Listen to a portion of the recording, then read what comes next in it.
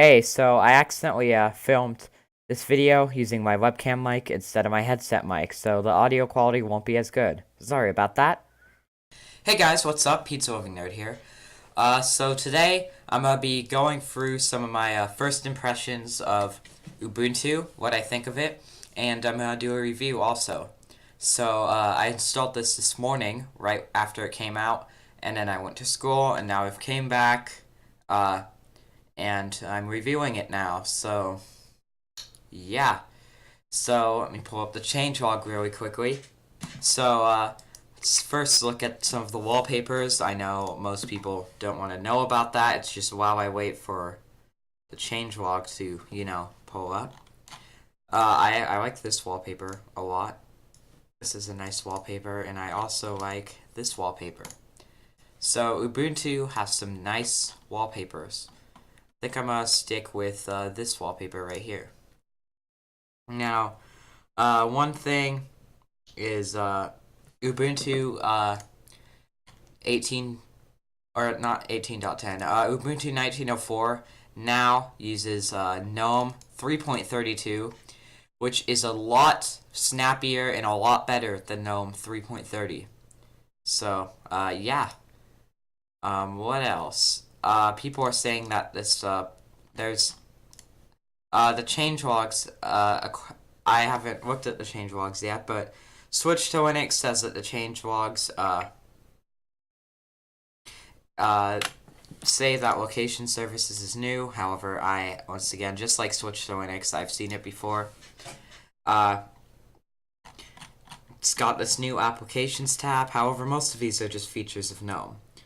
We also have kernel 5.0, which is one of the biggest improvements to the Linux kernel in a long time.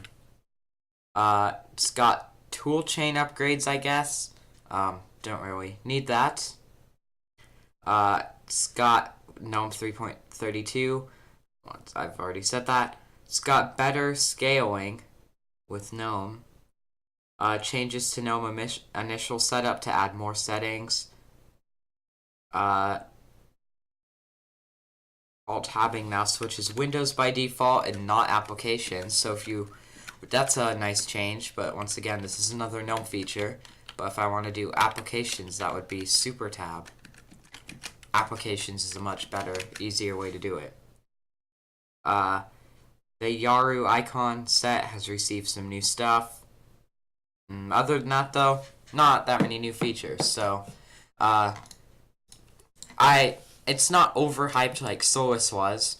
Ubuntu didn't have as much as the hype as Solus ever had. But I think they just added just enough features. I do wish GS Connect was added. Don't really know how that's hard to implement. You just pre-install a GNOME extension, guys. What are you doing, Canonical? But yeah, it still has that stupid Amazon thing. Yeah. Now we are going to go through the distro review rubric. So +2 for each DE. Ubuntu natively only supports GNOME. That's the only ISO you can get it, so just GNOME. However, if you would like a different desktops, there are different flavors of Ubuntu. So if you would want Mate, you would use Ubuntu Mate. If you want XFCE, you'd use Ubuntu, etc. However, those are completely different distros.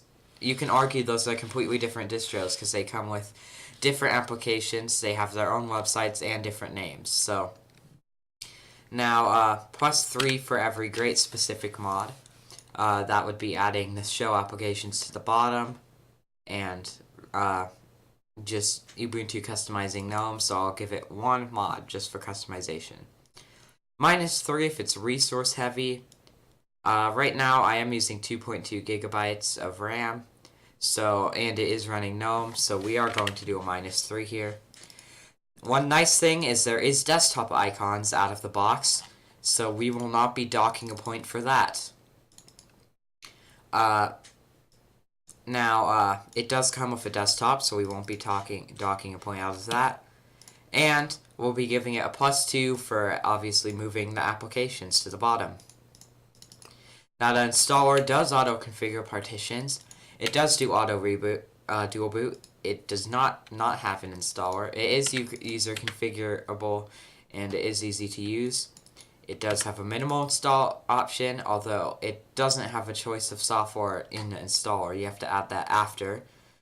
It is Ubuntu, so it has a nice big repository.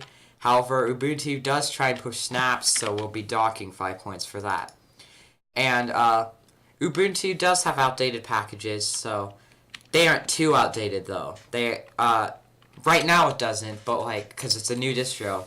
However, after around 3 or 4 months, there are a lot of outdated distro packages, especially if the LTS releases. However, most of the non-LTS releases have pretty up-to-date packages, like except for the kernel and the desktop version, of course. But I won't be taking outdated packages out unless this was an LTS. Now, -3 for every closed source application. Let's see here. We do have that Amazon App Store, so that will be -3.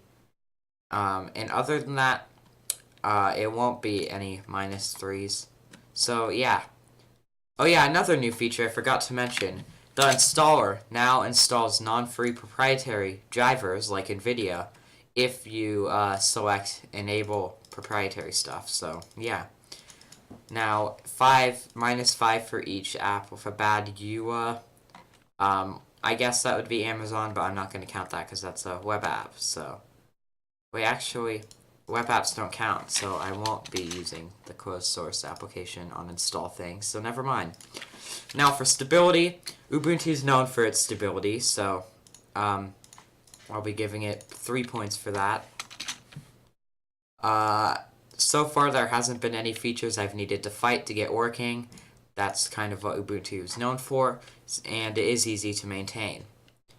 I haven't experienced any crashes, and the distribution does not break with updates. Now, for other, it doesn't really have any extra major features other than being easy to use. Or I said major, I meant minor. It doesn't have any extra major features either. However, there isn't any bugs or missing features that I know of. And there aren't any bugs that make the system unusable. Now, Ubuntu, I believe, does work with unknown characters, so we'll be giving it 5 for that.